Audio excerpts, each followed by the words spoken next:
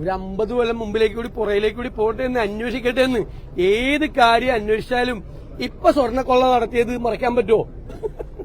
ഇപ്പൊ സ്വർണ്ണക്കൊള്ള നടത്തിയത് മറയ്ക്കാൻ പറ്റുമോ? പറ്റുമെങ്കിൽ പറ. അതും മറയ്ക്കാൻ വേണ്ടിട്ട് എന്തൊക്കെയാ പറയണത്?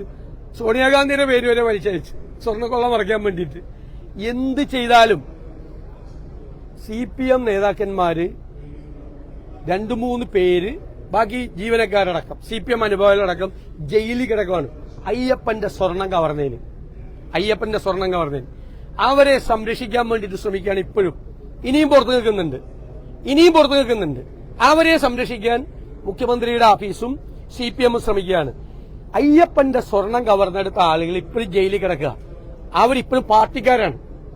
അവർക്കെതിരായി ഒരു നടപടി പോലും എടുക്കാത്തവരാണ് ഇവര്. കാരണം അവർക്കെതിരായി നടപടിയെടുക്കാൻ പേടിയാണ്. അവരെ സംരക്ഷിക്കുകയാണ് CPM. അവർക്ക് കൊട പിടിച്ചു കൊടുക്കുകയാണ്. അവസാനം കോടതി ഇടപെട്ടിട്ടില്ലേ ഇന്നലത്തെ അറസ്റ്റ് പോലും നടന്നത് അല്ലേ? അതൊക്കെ അന്വേഷിക്കട്ടെ എന്ന്. എന്തുണ്ടെങ്കിലും അന്വേഷിക്കട്ടെ എന്ന്. 50 കൊല്ലം മുമ്പുള്ളത് കൂടി അന്വേഷിക്കാൻ പറ. ദേവസ്വം ബോർഡ് ഉണ്ടായ കാലം മുതലുള്ള കൂടി അന്വേഷിക്കാൻ പറ.